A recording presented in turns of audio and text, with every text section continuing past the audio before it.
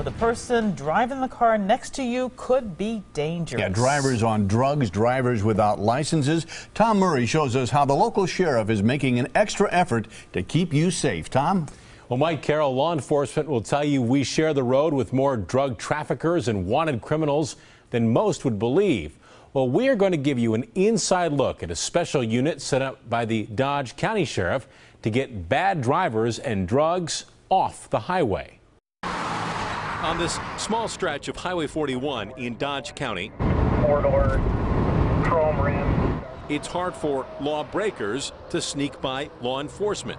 You're never going to stop it all, but I'll tell you, we can try to interrupt what is going through. 5 sheriff's deputies, 2 drug dogs, patrolling 7 miles with a mission to make as many traffic stops as possible. And I'm going to use the resources the taxpayers give me to take care of society's problems. And society's problems are traffic fatalities and drugs.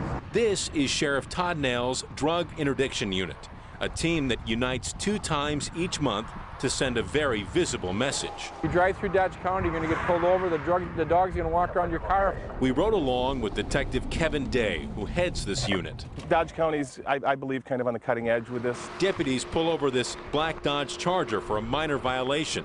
The K-9 unit does a walk around the car and smells drugs, giving the team the legal probable cause they need to search the car. So there's a possibility there's drugs in this car? Possibility. They did not find drugs, but they did find the woman has a warrant out for a past drunk driving arrest.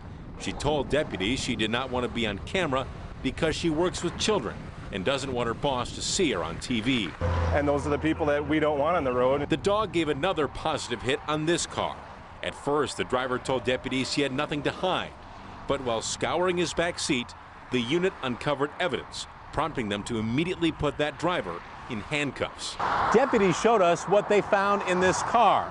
They believe this is a heroin cooking spoon and that those are used drug needles. The subject admitted to using heroin in the last hour and a half. So this driver is on the road, potentially high on heroin? Correct. Deputies ran the man through a roadside sobriety test.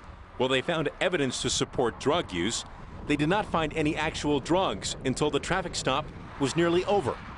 Deputies say the suspect tried to stuff this tiny package of pills between a squad car's back seat cushions. I think the general public is maybe sheltered from the amount of narcotics that are coming through the county.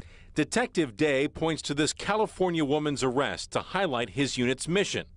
Under the mattress in the back of her RV, deputies found nearly 40 pounds of marijuana in vacuum-sealed bags.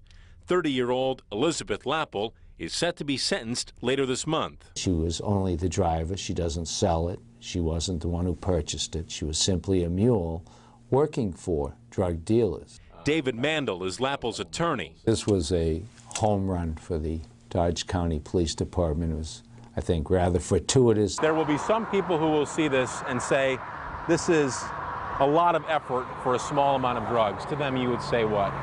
If we take one driver off the road and he doesn't hurt somebody or himself, it's how can you put a time and amount of effort into that? It's worth it. It's absolutely worth it. Now, Sheriff Nels believes that stretch of 41 we were on is part of a primary pipeline used to move drugs from Chicago to Green Bay and Upper Michigan.